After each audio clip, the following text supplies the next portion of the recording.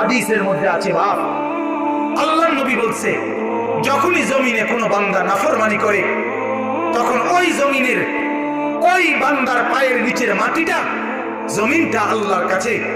আবেদন করে, আল্লাহ আল্লাহ আমার একটু সুযোগ দাও, আমি একটা শুধু গড় দেবো,